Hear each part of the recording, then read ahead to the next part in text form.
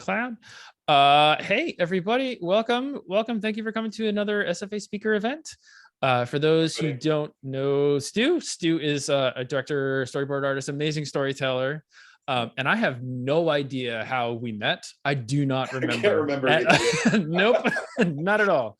This has been going on for a long time, though. We've known each other for several years now. Yeah, Yeah, I think maybe like 2011, 2012. And that's wouldn't be just a surprised. random guess at it. Yeah, Um, it feels right.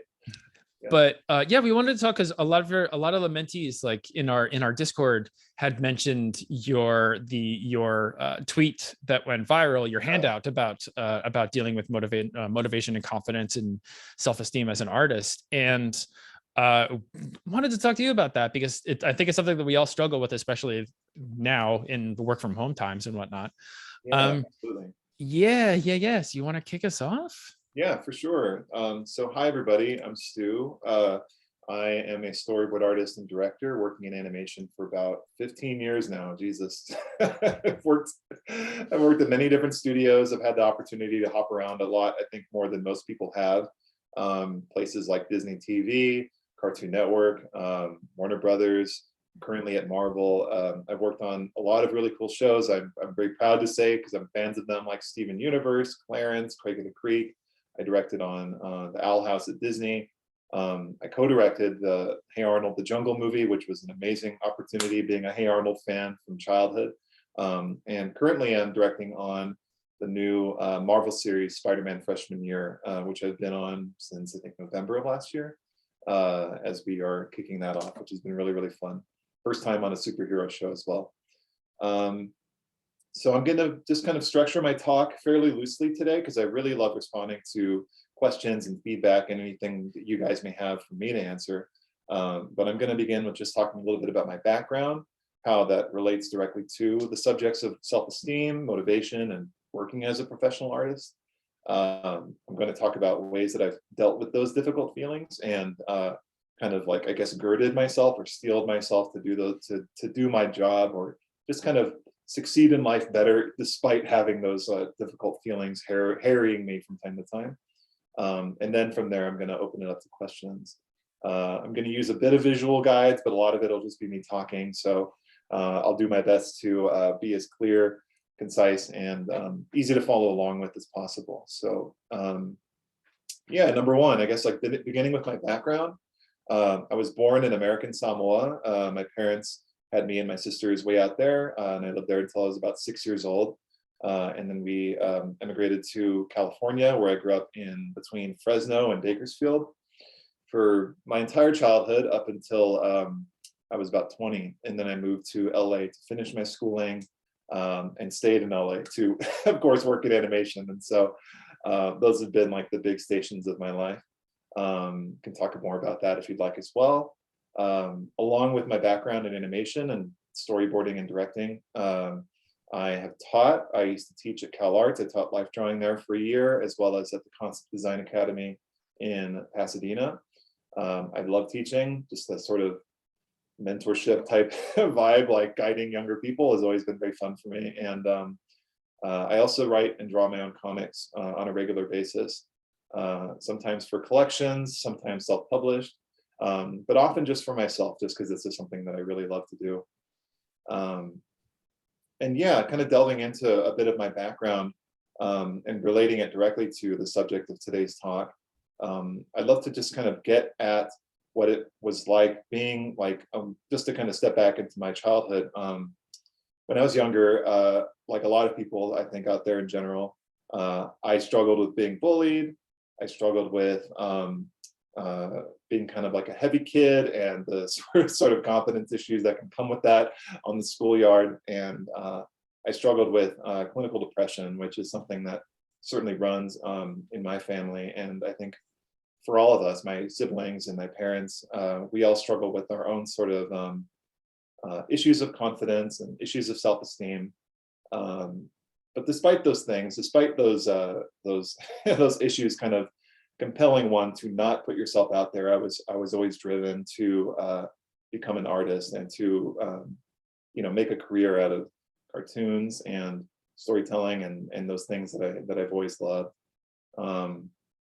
And yeah, and so I think part of like the substance of my talk in relation to like who I've been and who I was as a young person is to get to the point that it's really hard to shed those things. And I still, like, despite how I've grown and changed over the years, I still identify as that person. I still remember what it's like to feel like that kid who says, you know, to himself or thinks to himself, he's not good enough for XYZ job, or is going to fail at XYZ pitch or something like that, or is going to get fired at any time. Like those thoughts still occur, and I think they do for many, if not almost all artists out there. I think like the real secret is learning to cope with those feelings and learning to overcome them and even work with them to do your job and accomplish what you want to accomplish. Yeah, and so I want to caveat from there, that kind of big broader point, talk about two really pivotal experiences that I had as I was like in my late adolescence and just starting my career that really shaped me to the person I am now. I think I saw a name or two, by the way, from my friend or two from Bakersfield. So I hope that's you in there, and hopefully you might recognize the name I'm about to say. But yeah, so when I was in high school, I was definitely like the drawing kid. I was in my senior year voted like most artistic boy, and there was another person voted as most artistic girl. And I think a lot of artists in animation have had that experience of being the drawing kid. And I certainly was one of them in my school. But you know, I had this sort of vague idea of like, I want to be an artist, but I had no clue as far as like the challenges or the, you know, the real like level of skill that you needed to have to kind of achieve that. I was just an incredibly naive baby boy at 17 years old living in Bakersfield and didn't have that exposure. And so when I graduated high school, I went right away to community college in Bakersfield College, which is where I studied for 2 years, just like getting a general education, going to life drawing classes, and an amazing life drawing teacher there, by the way, named Shalita Robinson. I think she's a fine artist in New Orleans now, but she really shaped me at the time. And eventually moved on to go to school at CSUN in the Valley. But, and again, backing up a little bit, a really pivotal experience that I had was, so at 17, 18, in my freshman year of college, most of us, including me, stayed home. And we did the community college thing. And life was pretty much the same as it had been beforehand. However, I had a good friend of mine in Adam, who has gone on to become a successful graphic designer. He works for, I think he might still work for Nike. He's worked for Nike for years, and he even developed a like very like innovative style of projection art for like DJs and rock bands like Toro y Moi and Washed Out and No Such Thing, artists like this, projecting like images and imagery to make their live performances more interesting. Adam Guzman is his name. So Adam was someone I'd known since junior high school. We're the same age, our dads were friends. And we always bonded in high school over like our shared love of like art, anime, and video games. Final Fantasy in particular, we both really loved that and talked about that a lot back in the day. But there was an extraordinary experience that happened when he went away to school. He was one of the first of us to leave Bakersfield and go to school in another town. And so a few months after he had started, a few friends and I went up to visit him at his school and stayed the weekend. And right away, I was really surprised to see he was suddenly this very like vivacious guy, this very like outgoing and warm guy, and like popular among among his circle of friends there. And I thought, who is this? Like, this is nothing like I remember you being like when we were in school together. And he took me aside. He doesn't remember doing this, but it had a profound effect on me. He took me aside and said, like, dude, when you're in a place where like no one knows you, you can act however you want and they'll all accept that as the real you. And I think as someone who, like I said, you know, struggled with self-esteem, struggled to even talk to people I didn't know. I was so shy. I really felt deep down like, oh, that sounds appealing to me. I would love to be more confident. I would love to be more like in I guess in control, I suppose, and within my own means emotionally, and to see the example embodied in my friend who had so quickly just kind of turned around and embodied these really positive qualities. I knew I wanted to become that, and I took his advice to heart of you know, entering a new situation and just presenting myself as someone maybe I didn't feel like I was. That is to say, someone that was more confident or more outgoing and extroverted, or more assertive, or more, you know, just all of these like things that I just wasn't. I learned you could kind of put on that cloak and embody those positive traits. And so I had to seek out opportunities in which to kind of apply those things. And so I guess in like the immediate aftermath of that, I knew I wanted to be more outgoing and confident in social situations. And so I deliberately took on customer service jobs. I struggled at talking to people, so I took on jobs that forced me to do that. I worked in a library, I worked in a music store, I worked in a grocery store, and I even worked in an airport where you're dealing with difficult customers, and you have to navigate those things. And I was always myself. I was always like, I never felt like I was betraying the sort of person I was, but I was simply trying to kind of grow those things that I knew I struggled at, which was in this specific case, talking to people and getting my point across, and all of these things that were so difficult when I was young. So I applied that to my early part-time jobs, and as time went on, you know, when I moved on to Los Angeles to go to school, being, you know, directly in finally a new setting, and then as I entered, you know, each job after that, I continued to embody my friend's advice and continued to think, well, I'm in this new job, wherever that was, you know, at the time, and I have these new things I want to accomplish, and just deciding, you know, I'm going to step into that more confident version of me rather than lean back into those tendencies of low self-esteem and depression that had followed me all throughout from my childhood. And I can talk more about that too. So that was the first like really life-changing moment that happened for me in my background. And the second I would say was I was exposed to the Flight community. Flight is a comic book. Actually, I have some here, I'll show you. They look like this. This is volume 4. Has a bunch of whales flying through the sky on it. And this is volume 7, I believe. And so Flight Comics is not in production anymore, but Flight was and is a compilation of like short anthology comics created by artists of various disciplines. And I saw them, I think, one day when I visited Gallery Nucleus back, you know, in Alhambra. This is probably 2006 or 7 when I was in college.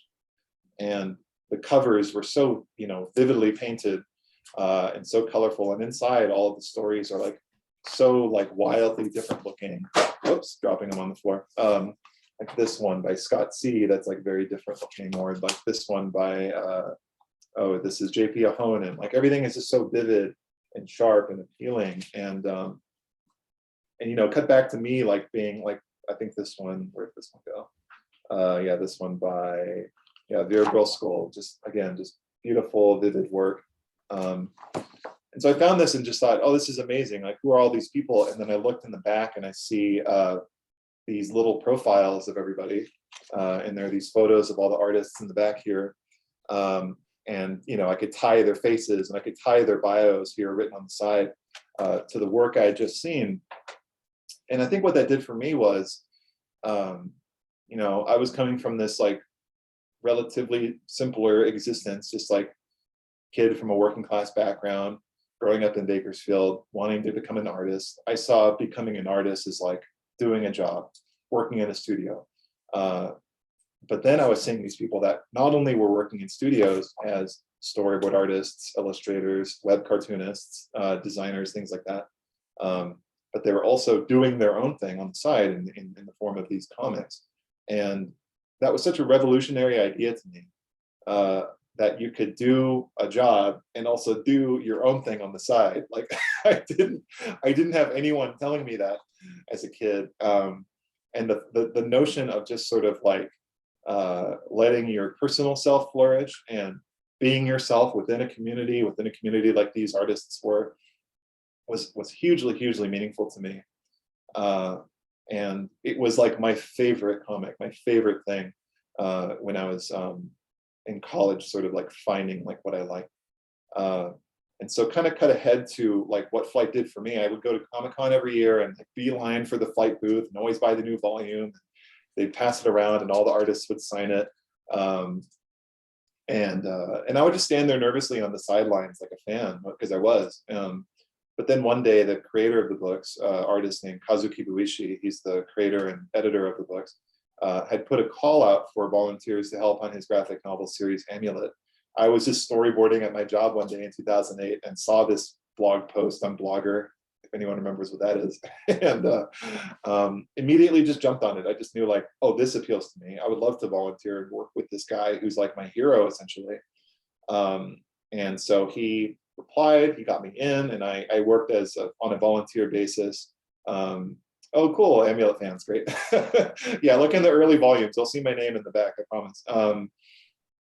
And so I worked as a flatter, and what a flatter is was like, I would get the scans of the pages and I would flat in the shades of color. It didn't matter what the colors were, I was just kind of color booking it, so the actual colorists would get the organized Photoshop file that they could do the real coloring on top of. I was just prepping stuff for them, but you know, it was like volunteer work, it was fun, but I was getting to be exposed to this guy, to Kazu, who was connected to this whole network of people, and I would just hear him talk and share these stories, and I just had nothing to add. You know what I mean? I just would sit there and listen to Kazu, and you know, he became a you know, as I saw him, a huge mentor to me, I think, because I had no sense of like, I'm gonna be, you know, this kind of an artist, or I'm gonna make this kind of a thing. Like, I was still too young and like not yet formed to really know what that was. And instead I had this guy in front of me, Kazu, showing me all of these people and presenting the reality of like, I am an artist, and I do this way, and I like to do things this way and that way. And this person over here next to you in the studio, they also do their own comics, and they're like X, Y, and Z. And yeah, and I don't know, I think I just had no sense for that, but it was hugely beneficial to be around that, and just to kind of put a bookend to that story. You know, I loved these books, I continued to love them until Kazu saw a story I had tried doing for another collection called Pop Gun back in 2008 or 9. And to my shock and surprise, he invited me to contribute to Flight, which was a huge culminating thing for me. Simply to be, you know, like feel truly welcomed into that community that I idolized so much. And so that the volume that I have a story in is this one, volume 7. God, it's been so long since I've looked at it. It's called Overhead, yeah. And it's this very like Cormac McCarthy's The Road inspired story, very sort of like dark and post-apocalyptic. I made it many years ago. Very different, but very similar in a lot of ways to the sort of stuff I made now. But you know, that was like the first story I had done for him, and eventually I did another comic in this collection called Explorer that was like a different kind of Flight comic with artists like Raina Telgemeier, Rad Seacrest, and others. And I did a story in this book called The Soldier's Daughter, I believe. I can't even remember with certainty because it's been a while, but yeah, it was just an incredibly extraordinary thing to think, yeah, here it is, The Soldier's Daughter, to think, you know, I could do storyboards, and then I suddenly was like being brought into this little community, and it was a huge confidence boost. But to bring it back to the issue of like low self-esteem and confidence, of course, the whole time I thought, I don't deserve to be here. I don't deserve to be around these people. They're way better than me. Are you kidding me? Like, what am I doing in this group? And I put them on this pedestal the whole time while also kind of, you know, just trying to keep up with them, I guess. Yeah, I think like, and yeah, so it was Adam kind of telling me, you know, you can kind of make yourself different. And all the while I was struggling to kind of find ways to do that, find new challenges, to kind of grow my confidence in different directions. And then it was Kazu and his community of artists that showed me really what was possible in an extremely clear way. Seeing with all these new friends I was making, like, oh, you're the examples for me, you're the role models for me. And I was extremely lucky to have those things. But the point is, this whole thing was that didn't fix it. It didn't change me or make me any more immediately, automatically anyway, like more confident automatically. And I still knew I had a lot of work to do. And so, yeah, so that's my sort of like intro about my background. And I want to talk as quickly as I can about sort of the ways that I've dealt with those challenges and those difficulties of, I guess, low self-esteem and all those issues. So yeah, ways I've dealt with it. Let me share screen and I'll do my little presentation I made beforehand. And I'll try my best to make time for questions, of course, because that means a lot to me as well. Cool. All right. Hoping you guys can all see this. I assume you can. Yep, you told me you do. So yeah, at some point, over the years of just sort of figuring out how to work and be creative despite what emotional challenges I was dealing with, I had to sum it up in a way that was really tangible for me to understand. Like, how can I put low self-esteem in my hand and look at it? And the way that I distinguished it was, I was making art with a weak sense of identity. Low self-esteem means you don't really know what you're capable of, or you don't really know what you like. You just have a really weak tether on, I think, the things that you are. And I knew that I wanted to have a strong sense of identity and have a strong connection to those things that I was. And I just knew, like, if you asked me a question in my younger days, Stu, what do you really want to do with your life? What do you want to do right now? What do you really like into? I would struggle to answer, I think, because often I wasn't sure if what I was into was good enough or cool to the person I was talking to, or if I should be reading a certain kind of book or watching a certain kind of movie, and missing the point that it's really just about you and things that make you unique, and leaning into that. And so at a certain point, once I kind of latched onto this sense of this idea that self-esteem and identity are so inextricably linked, I realized that I had been, while working as a professional, when my self-esteem was bad and my sense of identity was weak, that I was always kind of running from failure in a sense.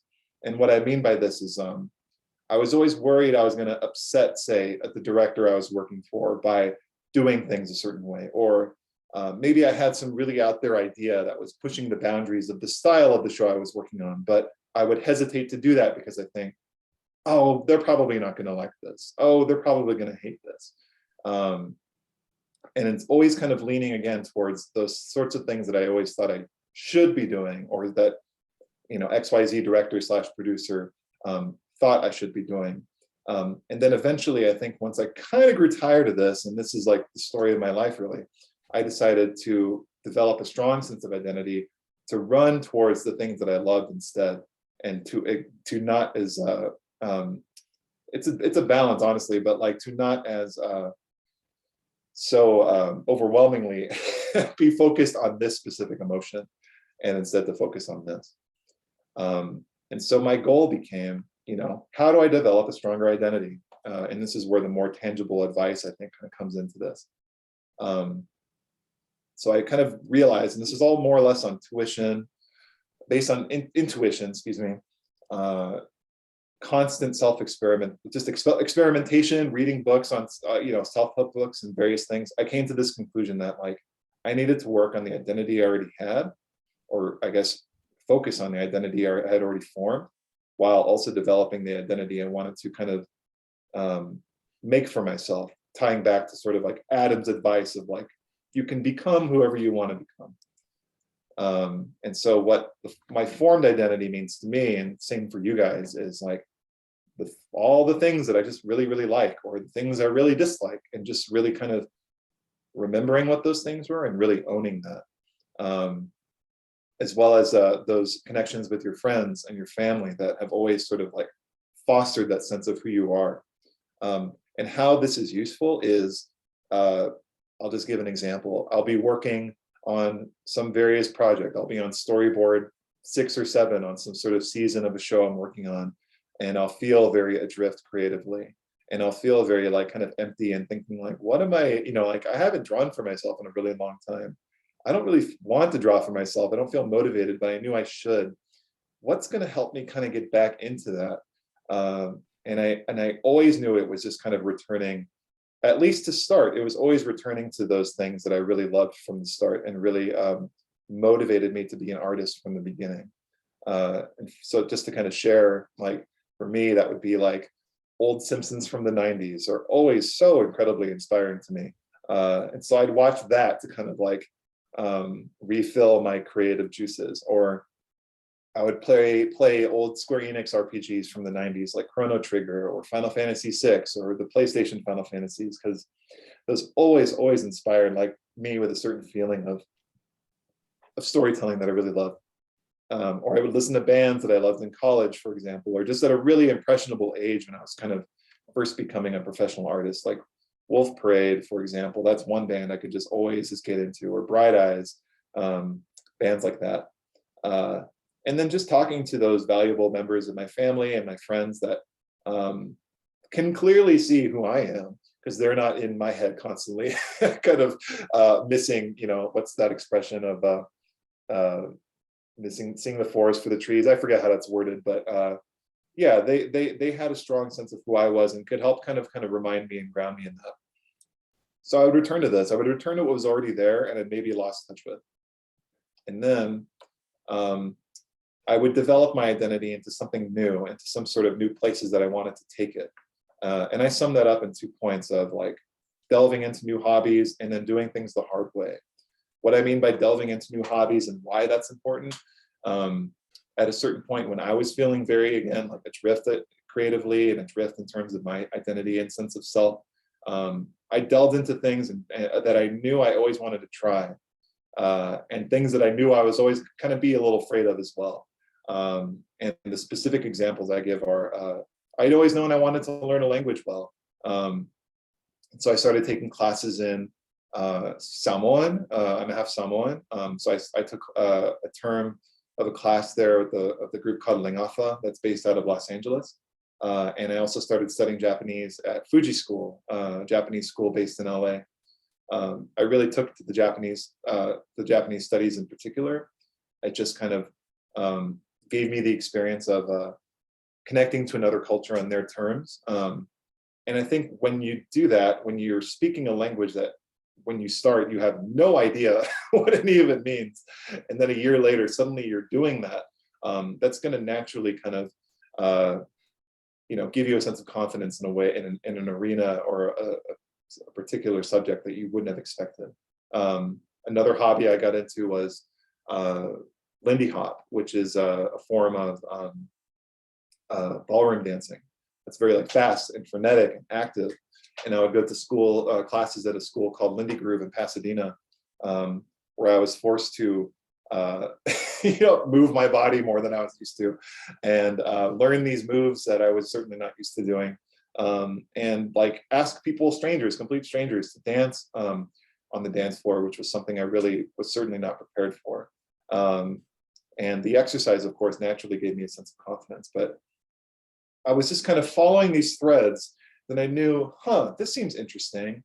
I'm going to see it through and see where it goes. And I don't know how it's going to make me feel or how I'll feel on the other side, but I'm just going to try it.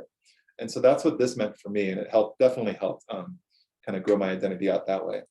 And as I kind of grew confidence from just trying new things that I was into and strengthening, like, again, that sense of identity, that sense of like, I like X, Y, and Z, it kind of helped prepare me for parts of my job where, there are certain aspects of it that scared me a little bit or stressed me out, like storyboard pitching, for example, where you have to get up in front of everybody and kind of really successfully perform this thing you've drawn out as if it's the final product.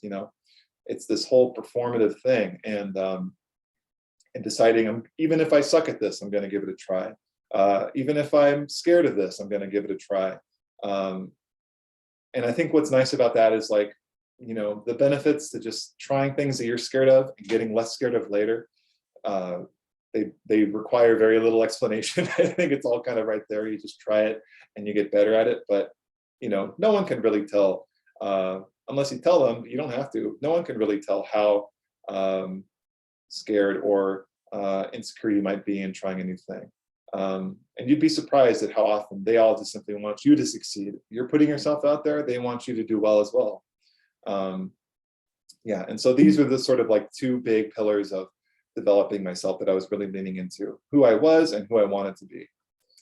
And so in my own millions of ways, I could fill hours, I think, talking about the millions of different ways that I tried doing that. This is just a small sample.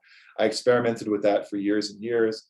And even though like confidence is a sort of thing where it'll go up and go down and go up and go down inevitably, on the whole, it will always, like, I think, go up the more and more you just keep trying at something. And so before I get into questions, I want to talk too about, I guess, like a very, very specific way that I maintain my mental health every day now. This is something I actively do and started during the pandemic that has really paid off tremendously for myself, is talking about my daily routine. And so each morning I get up pretty early. I'm kind of a morning person. I'll fill out my to-do list. And I actually, literally, it looks like this. I'll take off my daily calendar from my New York Times or New Yorker cartoons calendar. I'll tear off the page for the day before, flip it over, and then by hand, I'll just fill out this whole to-do list. So I study Japanese, and just as a low-key way to practice my writing, I do the to-do list in Japanese, including this part that's in English. It's all Japanese. I'm not going to share it with you now, but whatever is in the bottom here is always kind of varying, having to do with like how I'm going to exercise for the day, how I'm going to work for the day or something, what tasks I have to do. But the really important part is up here. This is the sort of like foundational thing that I do every single day. And so just to sort of translate what these symbols mean in English, these are the 6 items that I make sure to kind of like keep up with and check every single morning. And keeping this routine and keeping these tasks done every single day is kind of what keeps me sane, and sort of like actively doing those things that mean the most to me and make me feel like myself, if that makes sense. So sort of like my baseline items are, I have a medication, I take that in the morning. I also attend to my budget, just seeing what sort of things I've spent money on so I can keep track on that, so I can save better, so I can like, earn money to buy things that I need, and just keeping a good handle on that. That's my baseline. It has nothing necessarily to do with art or my career. So, and then I make sure that I'm making art every day. So I recently started, actually on the last month or so, a daily writing routine where I'll just like free write for like half an hour. Sometimes it'll just be journaling. Sometimes it'll be like brainstorming actual like fiction story ideas. But I'm just making sure that I'm actually creating something, even if it's just some random thing that's just pouring out of my head in that moment. And then I also do what's very important to me. I do a daily comic every single day that I've been doing now for about 2 years. I'll share an example of that so you can kind of see what my daily comic looks like. So I post some of them on my Instagram. I post the firsts of the month, and I really need to post more. I think my last one was from, that's not even one, this one. Was from December 2021. And so they look just like this, except I only color in and post the ones on the first of the month, though I badly need to catch up. So they look very much like this. I slept on the sofa. I did my daily comic and morning routine, the very thing I'm talking about right now. I did some laundry, packed a bag, illustrated some Christmas cards. It was December, of course. Did a little work and wrapped the week's Japanese homework, doing Japanese on the reg as I was. Drove to Burbank to Anna's place. Picked up Anna and some friends, and we headed to Westwood, where we ate In-N-Out and watched Licorice Pizza at the theater that was playing it at the time. And then back home watched the Paper Bag video by Fiona Apple. Very specific, but like this is just a part of like what I do every single morning. Some other examples: this was November. I was walking around, I was exercising, cooking, Japanese practice, a lot of working, a lot of napping, a lot of storyboards, Final Fantasy, yoga, and it goes on. So, so that's what this is. And then because I love to exercise, I check my weight every day just as a matter of habit. And then I do a little bit of vocab practice to sort of keep my Japanese speaking brain nice and active, and to kind of keep my mind on that hobby that really means a lot to me. Yeah, so I think the point in just sort of sharing all this is to show, like, this is my current culmination of like the things that I do every morning to make sure that I'm like being myself, I guess, and I'm doing the things that mean a lot to me. And that makes me feel very tethered to my sense of identity and very tethered to my sense of self. So that even when I'm busy with work deadlines or other obligations, that I'm always attending to these little like 6 items that kind of sum up me and my needs, and that I'm not neglecting that. And I think that those times when I do accidentally say neglect those things and fall to the wayside, let them fall to the wayside, can very quickly have me backsliding into those feelings of depression and low self-esteem, and thinking like, why do I feel like I can't do this? Why do I feel like I'm out of touch with who I am? And so making sure to do those things that I know are who I am has been very, very beneficial. Yeah. Can I ask a very personal, particular question just Yeah, about this? absolutely. So, and this is mostly about like relationships and being in the environment. And I just happen to know that like a number of our mentees are in different living situations where like they are, living with family or living with roommates, or have certain social obligations or other things that they have to do, like take care of their brother or other things like that. Right. How so you found these things that root you to who you are. Yeah. Have you ever experienced like conflict in carving those things and carving that time out for yourself in the face of extenuating or outside influences and circumstances? Oh God, yeah, absolutely. I've been in like shared living situations, both with partners and with family. And I think, speaking back to like my original background, I am a middle child of 3, and anyone who's familiar with sibling dynamics can know that like people who are often in the middle, and I certainly struggled with this, have a tendency to kind of be looking left and right and making sure, hey, is everyone okay around me? Hey, are my sisters fighting right now? How can I solve this? How can I kind of resolve the conflict that I'm kind of feeling like literally and figuratively in between at all times? And that compulsion is really, really difficult to ignore. I happen to live like in my own place, and that certainly helps me focus on these things tremendously. But in the past, when I've been in shared living situations, because I felt so compelled to think of the other's needs to the point that I kind of lose touch with my own, that does become very, very difficult. And I think like, yeah, I think eventually I kind of realized that. I was like, I don't have a very good sense for those needs that are my own. And I had to very deliberately just like make difficult changes in order to carve out that necessary time, because I think I realized it wasn't an option at all. It was like life or death to me. Like I absolutely needed to feel like myself, if not every day, then most of the time. And really deliberately budgeting that time, really communicating with those people that affect your needs and your time, that if you need to, that you need to be doing these things that make you feel like yourself, is incredibly important. And having experienced both sides of this, yeah, it's I don't know, all I can say is it's tremendously important to just simply communicate those needs, make that time for yourself, whatever your to-do list is, or whatever your sort of like sanity list is, so that you're kind of maintaining your mental health. Because if you can't do that, it's going to make everything else in your life harder to kind of cope with and manage. Yeah. So that's like also being honest with the people around you, what your needs are, and from a very personal place of like, hey, I need this time for myself. Can I like I'm going to take the next 20 minutes to do comics, or to spend this time by myself. Yeah, or just take a nap and relax or something like that. You know what I mean? And just kind of like be in your own head for a while, to just like to listen to your self-talk, I guess, and like and those needs that are so important. Yeah, and I don't know, it's like if you encounter those any sort of conflict in that way, it's good to understand that like having that space to be yourself, and to kind of just breathe, I guess, a little bit, to use a metaphor, and not so much a metaphor, but kind of one.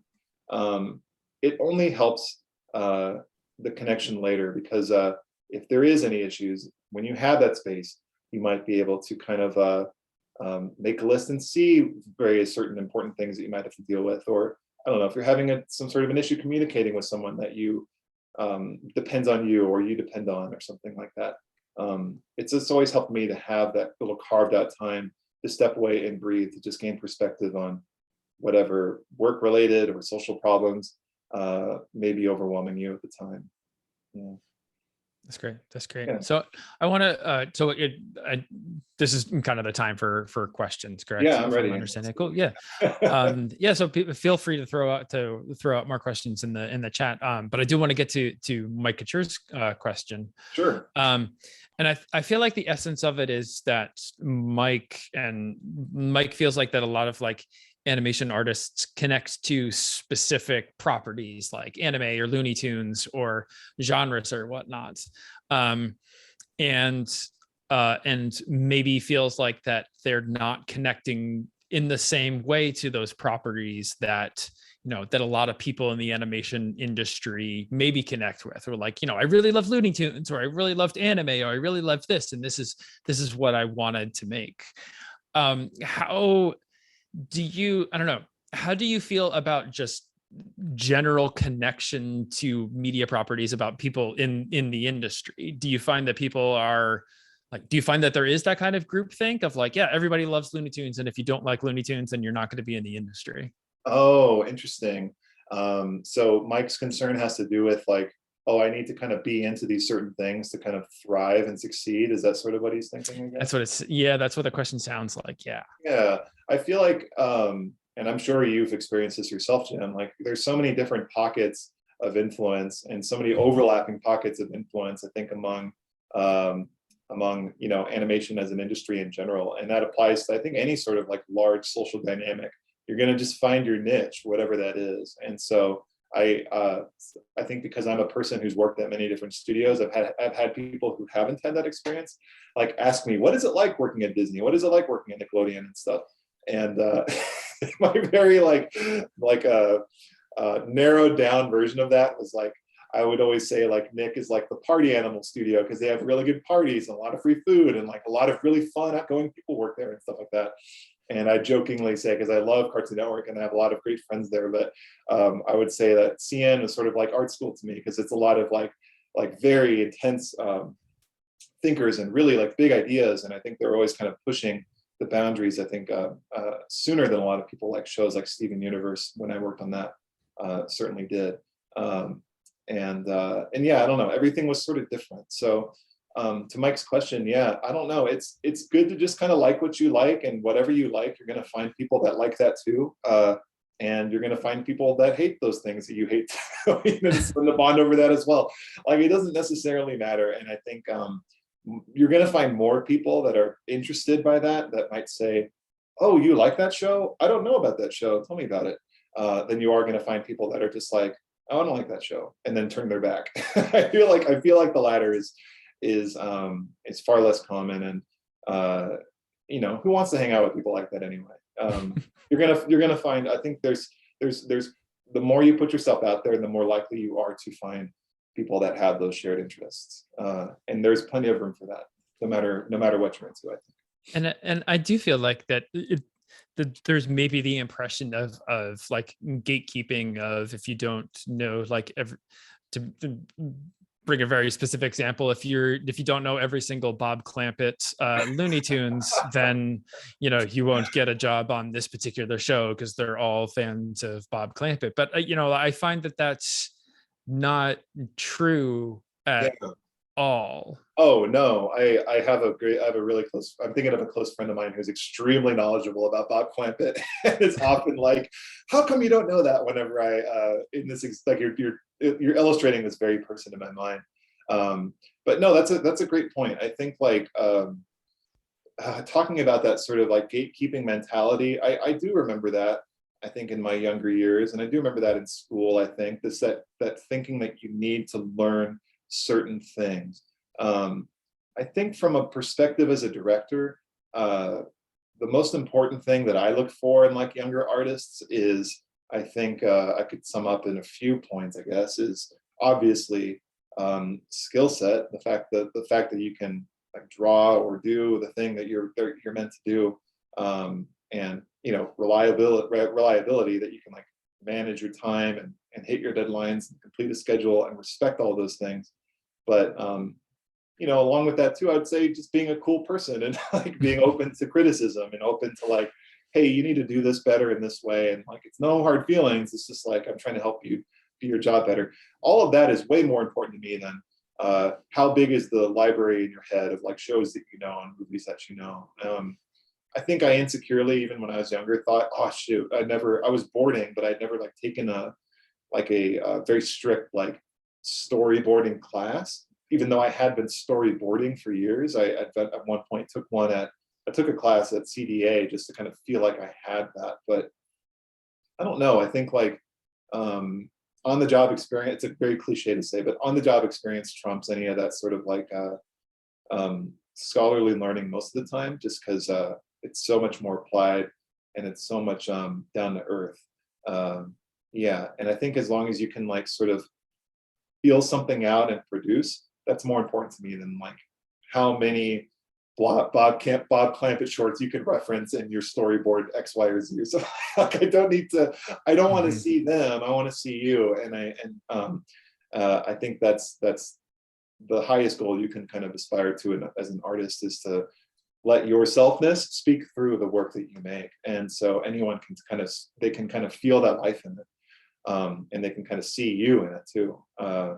Yeah, I don't know. I feel like my points of reference are rather basic most of the time. Miyazaki, video games, things like that. But you're always going to filter those references, whatever they are for you, in a way that's unique that no one else is necessarily going to think of. And so just kind of remember that and rely on that your filter for all that stuff is what makes you you. Just to speak to our show culture on Big Nate. We have people that love Looney Tunes. We have people that don't even know Bob Clampett. We have, we have people that want to be making, they want to be making There Will Be Blood, but I just bring those references and bring that talent onto our show. And I find that like it helps, the different viewpoints help, especially for a comedy show, help. Like somebody who's really into anime will like drew one of our teachers as Hatsune Miku, and it's fucking hilarious.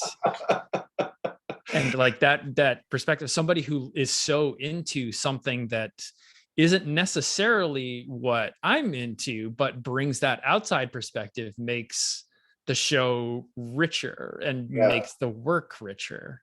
It gives it like a unique dimension that you never quite see coming. And I think, like I mentioned old Simpsons, I feel like they did that so brilliantly, where a scene that has nothing to do with the movie it's referencing will still like storyboard the scene to reference that movie. Like, I don't know, I'm just going to give a random example, like like the classic example, there's a Seinfeld episode that references the movie JFK, and it has nothing to do with an assassination. It has to do with being spat on, but like all of the shots are done in this deliberate way to like summon the drama of the film JFK. And that's so funny to just add that goofy layer that does not belong necessarily. Yeah. I don't know. I love that. I referenced The Shining in an episode of The Loud House that I storyboarded, and the whole room got it, and it just made sense for the time, So I think it's so fun to bring that stuff to it, and often it will just give a piece of art or storyboarding or episode of something that unique twisted element that everyone will remember from then on. So I don't know. My answer, I guess, to that is simply I love that too. I love that too. It's funny. So I want to throw out a question that came up a little bit ago. But when you were on flight and you were working on flight and you were working around all these other amazing artists that you had looked up to, I mean, and you had talked about feeling a little bit of like not feeling like you belong, and a little bit of negative mindset, a little bit of negative feelings. Yeah. How did you start to train yourself out of that in order to connect with people? How did you like flip the switch from being negative towards the inside to, you know what, no, I'm going to put myself out there. I'm going to try and connect with these people. Yeah, I think there's always going to be hurdles no matter what sort of project or problem you're trying to deal with in life. And I think the ones that, in that specific case, producing a comic for Flight, that I was dealing with were, yeah, the emotional imposter syndrome feeling, and then that feeling that like you're not good enough. Obviously, that's like very challenging to deal with, and it's a very sort of like amorphous and personal challenge that only you can deal with. And so when at those times that I was feeling that, which was constantly, I'll add, I would try to just focus my energy on the things that were more tangible, which to me were like deadlines. I may not know what kind of story I want to make. I may not feel like my story is any good, but I'm going to finish it by this deadline no matter what, and just trying to like push to the finish and just make something. Mhm. I don't know if I'm looking at these stories, I will never see them the same way that someone else does. But when I see them, yeah, I definitely feel like I could have done better with a few more years or a little bit more self-certainty. I probably could have done a better job, but whatever. I made that, and that helped me kind of move on and grow into the next thing. One more thing I'll say about imposter syndrome is it's such a pervasive and universal thing, I think, among all artists, even some of the most successful on earth. I think they all have this feeling of self-doubt because eventually, at the end of the day, it's just them alone in front of the page and they have to make it themselves, you know? Like that's extremely intimidating for most people because they have no one else to lean on. Um, so I've kind of come to look at, because of the, everyone deals with it, I've come to look at imposter syndrome as really like the secret spice of creativity. It's almost like it's like a necessary ingredient, I think, because like what is like the most satisfying thing in life is to like overcome challenges. Like I think that's like every story is about a character overcoming a challenge. And what more universal and like at the core challenge is there for artists to overcome than that voice that says you're not good enough. So if you have that, it sounds like a lot of people, most people, most people do, you know, like make art and finish stuff to prove that voice wrong. And even if you have to do it every single time, that voice always comes around again and says like, you may have storyboarded X, Y, and Z, you may have finished a movie, blah, blah, blah, blah, blah. You just have to fight it and just overcome and prove it wrong until it becomes easier. Just to kind of talk about where I stand now. Yeah, that voice is still there, but it's much, much quieter than it used to be. And it's much easier to control. But I still identify with that being a part of my personality. It's just with time, it gets easier. And I don't know, I don't think this career or life in general would be any fun if it wasn't for having certain challenges like that to kind of keep you like honed and and strong, I guess. I don't know. That's how I've come to look at that. And I don't know about you, but me personally, kind of acknowledging those feelings, even when talking to somebody, and showing a little bit of vulnerability of like, hey, I'm kind of nervous about doing this, but I'm gonna do this challenge anyway. Yeah, Like if it feels it usually when you're vulnerable to somebody like that, they receive it in a like a really positive way, yeah, and like it's a way to connect with somebody, which takes a little bit of the pressure off. So you can be nervous about doing something and express that, and yet still move forward and have a connection with those people that you admit or that you admire, just by kind of connecting over those feelings of imposter syndrome. yeah. Certainly, I think uh, it's certainly in our industry, and I think maybe more and more with time, it seems like more of an element of like our sort of industry and like world social component is that people have, I think, generally more compassion for that kind of thing. And when you voice that, they're like, yeah, I feel that way too. I think as a director, he used to be a storyboard artist, he used to be an intern, he used to be a student, he used to be just a kid drawing at home. I've always made sure to kind of like hold on to the memory of how it feels to be all of those things.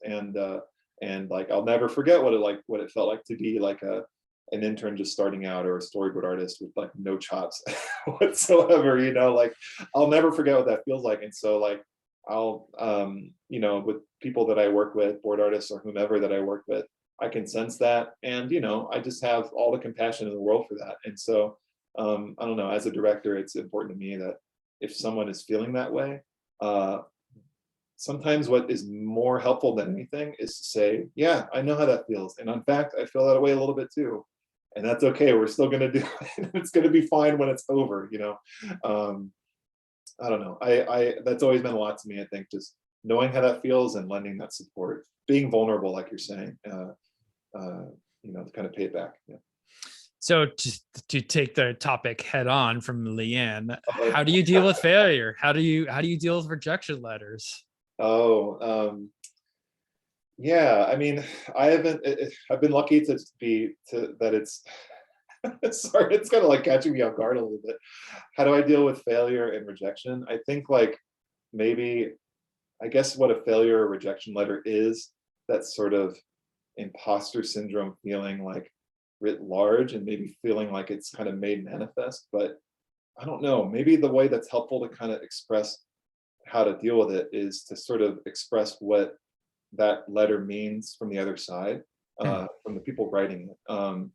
It's, I don't know if it's a cliche. I haven't heard it. I've heard it mentioned many times, but anytime you're told, you know, you are not going to get this job. The thing that I try to remember is there are a million reasons why that letter is being sent to you, or that email is being sent to you. And almost always, I would be horrified to think this. The message is not that you are not getting this job because like you are bad, or that you are a failure, or that you are like no good and you're never going to be good enough.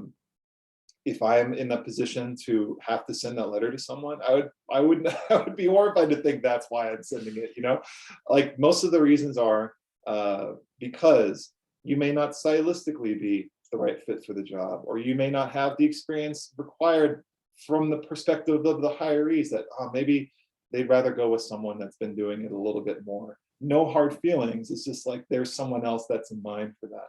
It's almost never a personal thing. And so I think like what to take away from that is to remember 99.9% of the time, and almost certainly in your case, it's not personal. It's just an opportunity to be like, okay, that's not happening.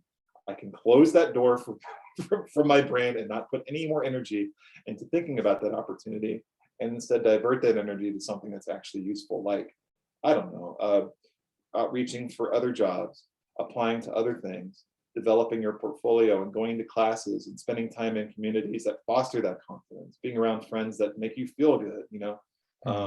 I think the worst thing you can do is to think is that, you know, once that door is closed to you, to just keep that ringing down and thinking like, why? Because you may never get an answer, but you have to put yourself in their shoes and think it's not personal. It's not, I hate you. It's just, you know, there's other opportunities, and it's best to just turn your feet and go and walk in another direction, and just keep walking. So if I can inject a little bit of person in that too, I'm totally, yeah, like close the door emotionally on it and be like, okay, like not try and figure out the reasons, because the reasons don't matter. Like reasons don't matter at all. There are like 100,000 things that it could be. Yeah. But as far as the specifics to deal with it, me personally have always tried to turn around into a smile and been like, okay, well, it wasn't this opportunity. Cool. I'll catch you, I'll catch you on the next one.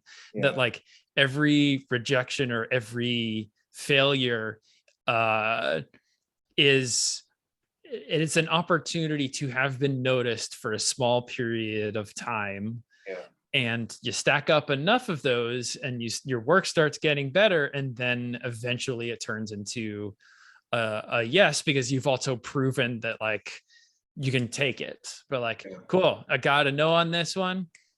Give me 10 years and maybe I'll earn a yes from that. And yeah, that's such a great point. Maybe not even 10, maybe like a year or 2 years or something. It's always so different. But that's like, to that point, Jim, yeah, I think like that's always so nice to see, because being on Instagram or social media, you kind of passively will see certain names of people that follow you or people that contact you. And I think that's the same, like when you're in like just being in the industry, you'll just kind of have a vague sense like, oh, I've seen that name before.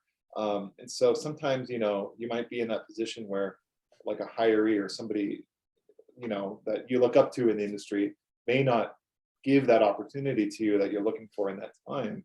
But it's always sort of gratifying to come back around later and just stick with it and show, like you said, you're resilient and open to change and growth. And it's always fun for the person on the other side to say, oh, I remember you. Damn, you got better. You know what I mean? Like that tells them, oh, you're worthwhile to spend time on because you stuck with it. You know what I mean? As opposed to, giving up too soon or being too hard on yourself, I guess. Yeah. Have you watched the Jerry Seinfeld documentary Comedian? Comedian? No, I have not. Oh, I highly recommend it, because you see, it's the story of it's two parallel journeys, but it's the story of Jerry Seinfeld throwing out all his old material and building a special from scratch. Yeah. And you see like this person, and this is, I think it was filmed in like the late 2000s, this person who has been at the pinnacle of his career, has done absolutely everything that a stand-up comedian aspires to do. And you see him go into these tiny clubs in Brooklyn with like 5 minutes worth of material that he's never tested out elsewhere. And he tries some stuff and it doesn't fail. And he gets heckled. He gets heckled by the audience. If somebody says like, is this your first time? And you see him like pause and like process it for a second and just accept and be like, yeah, it's my first time. This is my first time. And then he eventually goes into, look, I'm building a new special. I'm building new material. I have never said these things before. And this is what doing this is like. Yeah. And as you can see, it's incredibly painful. And I found you've done all these things before. Yeah. And I find it super inspiring that even this person who has been at the pinnacle of everything, like, has to fail in order to make something good, has to fail a whole bunch of times in order to build themselves up. Yeah, I think it's like that's just a great like summation of, I think, the creative professional experience is that there's always somewhere to go and there's always some new thing to learn. And even within storyboarding on its own, even if you just storyboard it alone for years and years, there's so many things you can learn and kind of grow out of that. And that keeps the work supremely satisfying and interesting, that you can always kind of, it never ends. Yeah. And I think like that, like if it did, I like, even with Jerry Seinfeld, who's like could not be more successful of a comedian, it's kind of nice to know, oh, there's always a new corner to kind of turn around. And so yeah, you got to embrace that journey and not be bitter about the fact that like, oh, I'm not there. There is no there, because after there's always something else. You know what I mean? So just kind of stick with that that continuous feeling. You mentioned my tweet, the one I shared for my friend. That was one of the points I kind of made for them too, was just focus on the journey and make sure you're always getting better, because like you can't control the future. You can only control right now. Mm-hmm. So when you were starting to study storyboarding, how did you, I mean, this is a very specific question that somebody asked, like everywhere, it seems like everywhere I turn to apply that it requires 2 to 3 years of experience, or like it's listed right there in the job requirements. Right. How did you get that in your first gig? Because I'm sure your first storyboard role, like the job or the job description would have said like requires 2 to 3 years of experience, blah, blah, blah. Like how did you step up into your first role? I'm glad you mentioned that. Yeah, because like the way I started is I am proud of it, because it was sort of just like, somewhat somewhat scrappy looking back, I guess. Yeah, so like when I graduated, I had this really great teacher who's a director at Sony now. His name's Tyree Dillahay. He directed on Bob's Burgers for a long time. And with one term to go, I was at the end of my senior year. He taught the one term he ever taught. He never taught again. And it was animation 3. We were like working on films that no one finished. But I remember he came in as this like cool industry guy, and he looked at what we were doing and he's like, man, you guys are all really bad. You get better, like you need to be like this good. And he would show us like Robert Valley films, and he'd show us like Mind Game by Masaki Yuasa, like way before he was like as well known. I think it had just come out, I think. And it was just so valuable to have I see Stephen James, yes, he was there. It was so valuable to have Tyree just give it to us straight, I guess. And so I realized, oh, maybe I'm, not as great as I thought I was, which, was a big wake up call for me. But even still, I was just determined to get a job anywhere. And so because I was young and desperate, I had said yes to just about anything that would come into my like school email box. One of them was actually a court sketch artist job I took for my hometown newspaper. They reached out to my school, and I did court sketching for a murder trial, if you can believe that. That's its whole own crazy story, honestly. But eventually we were reached out to by a small web studio that may not exist anymore called Big Bad Tomato, and they just did like small budget web animation for like educational films for online. And so again, it was just, I'll just do anything. And so I just jumped on this. I had like sort of a portfolio, and I wasn't making like the most money, but it was just something. And I think like that's what I'll kind of throw out to anyone who's just young and getting started, is like start anywhere, man. Just get any kind of experience. Like I was doing like this like web animation stuff for about 6 months, and that led to like a smallish budget like TV job, but not at a big studio at all. It wasn't union at all, on a show called Pink Panther and Pals that I storyboarded on for about 1.5 years. So there was like my 2 years of experience right there. That led to a short stint on a Warner Brothers project before it got retooled, and we were all like sent packing. Unfortunately, this is the recession, by the way. This is like 2009, 2010.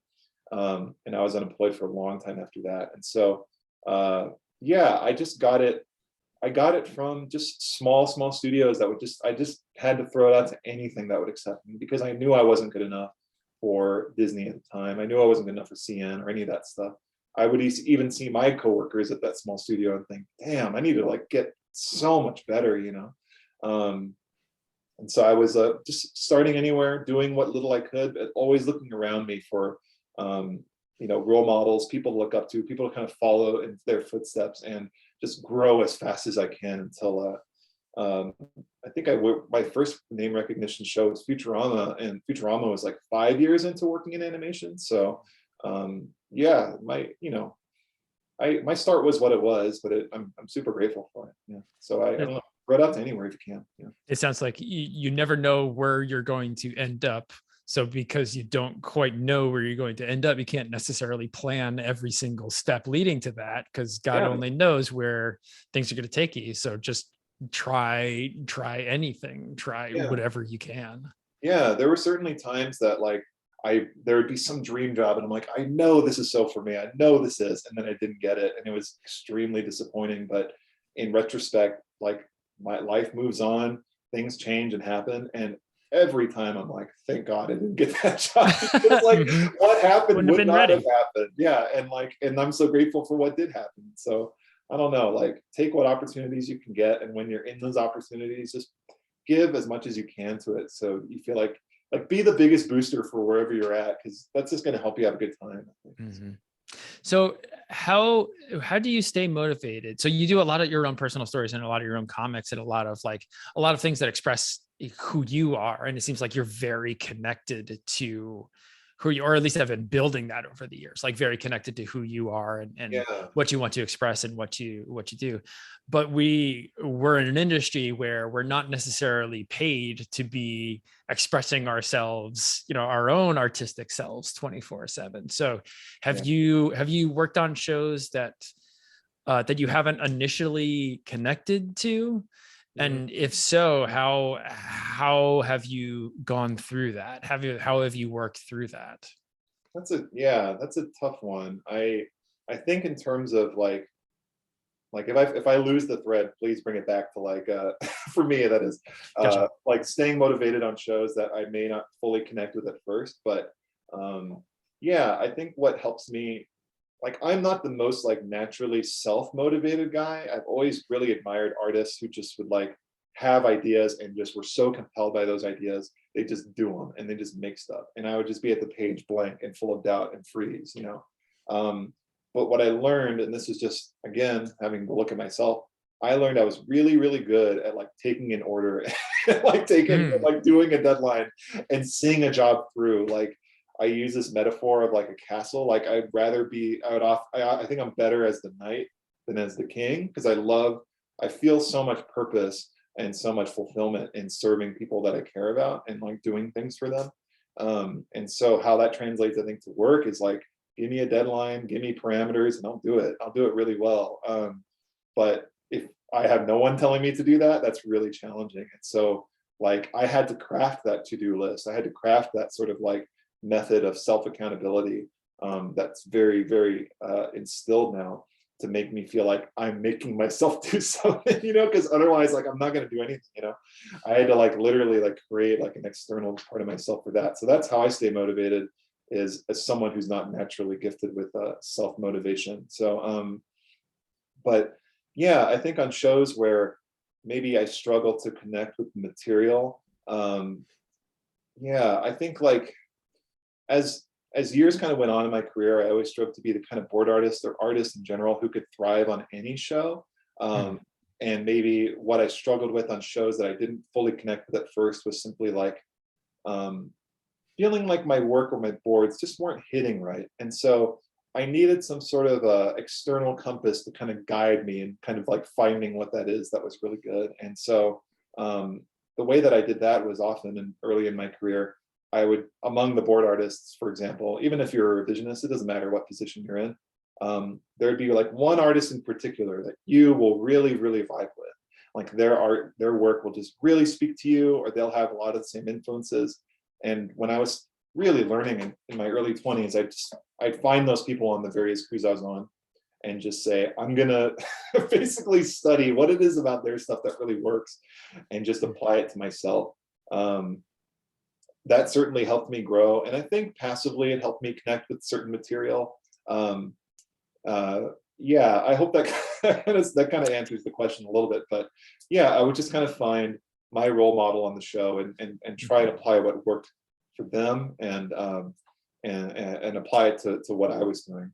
So it seems like you were like kind of hunting for what the target is. Yeah, I think so. If the target wasn't necessarily what your internal target was by default, finding kind of what the target of the show or of the person that you're reporting to, or of like if somebody is succeeding on the show, finding what the target that they're hitting is, and then learning how to hit that target and find that kind of approval for yourself, learning what like success conditions are. Yeah, I think so. I think another thing maybe to keep in mind too, if you're on a show that you don't feel like you're perfectly gelling with, is just have some compassion for yourself that you're not going to get it right the first time. You're probably not going to get it right the second or third time, but to just keep trying, you know what I mean? Like every creative project or show is so hard to kind of wrap your head around. Like, what are all the millions of things that I need to like hit exactly right to feel like I get it?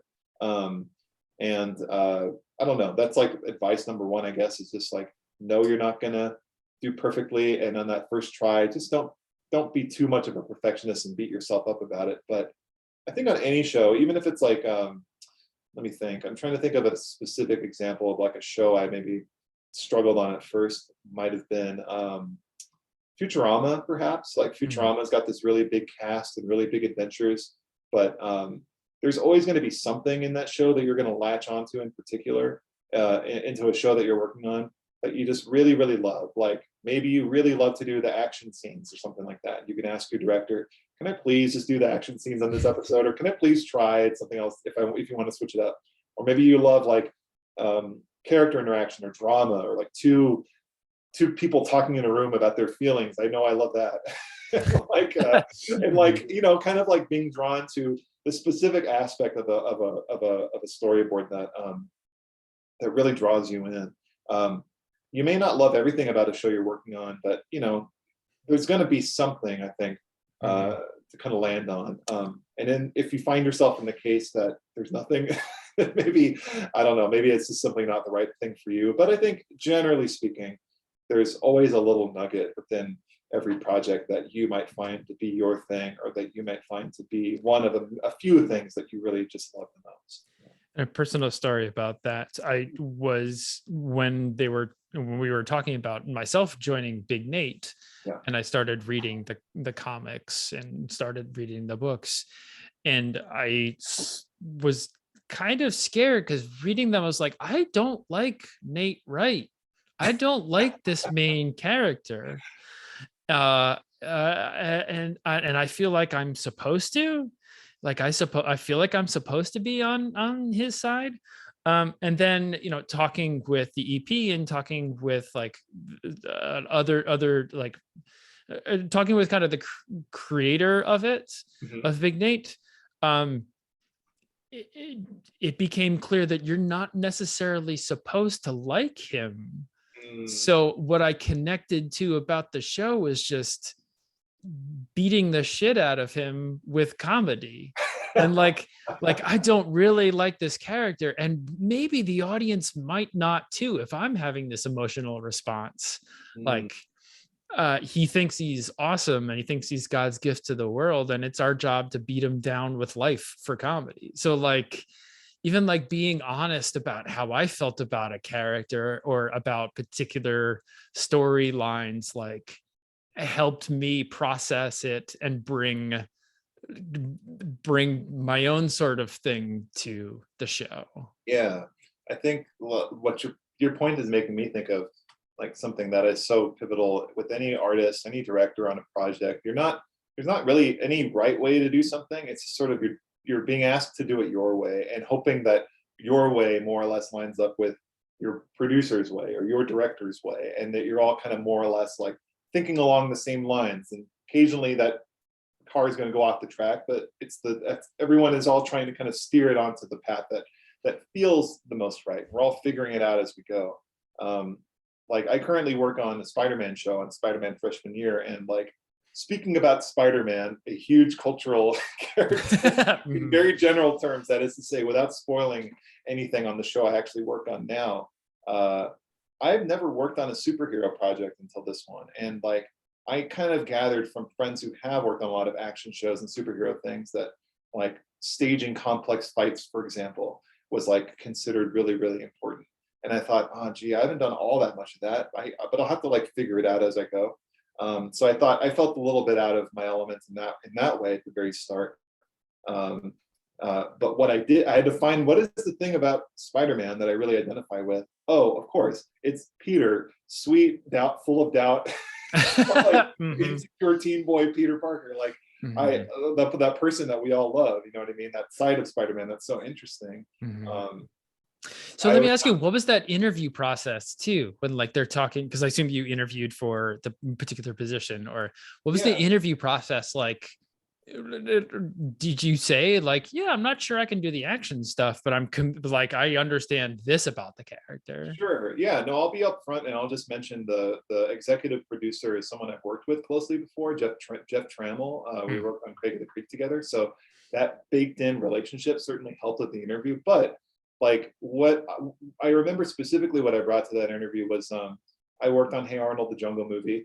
I loved those stories about Arnold where he's like this real kid dealing with like real tough emotions, and the show would like get slow and vibey and kind of sad on purpose. Excuse me, my cat's trying to join the talk. Oh no. I'm gonna put her on the floor. She's just shedding a lot, so she'll get her fur all over me.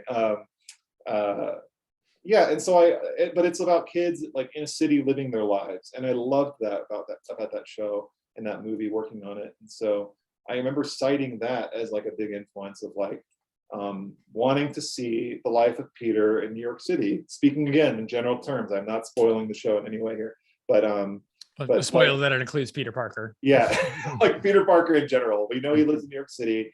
We know he's a teen kid, and just wanting to kind of like really, really connect with the reality, like where we can within the context of the show, where we can connect to like the reality of that.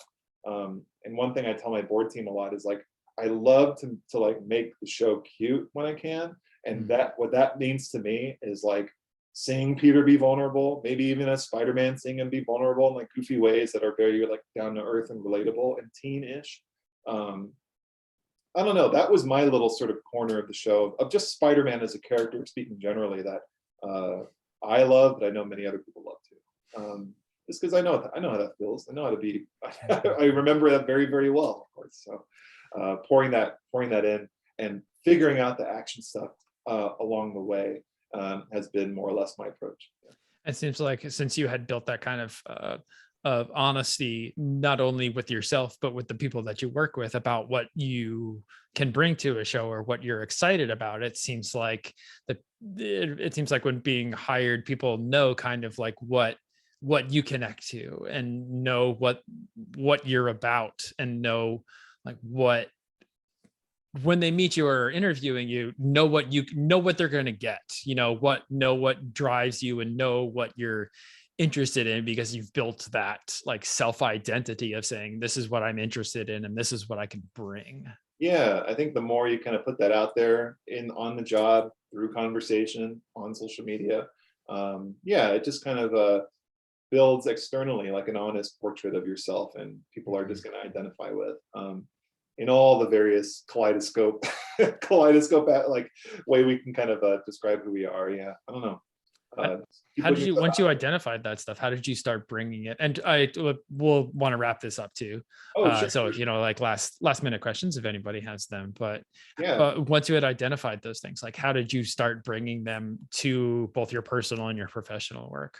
oh yeah, I think I don't know, there were just certain things along the way that I realized like I liked to do and was good at. And like a specific example was just like I liked meeting people on their own level, and when I had friends that were like going through a hard time, I loved to like open up with them and show them that compassion. And so one way I channeled that was just doing like autobio comics that were like very honest about personal struggles that I went through, and I could feel very tangibly like how gratifying that felt to just put what I was dealing with in words or in art.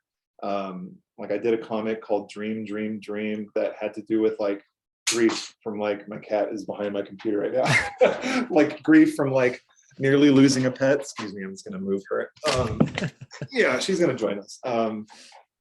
Grief from like losing a pet and other kinds of loss. Just because like I wanted to show to anyone who read it,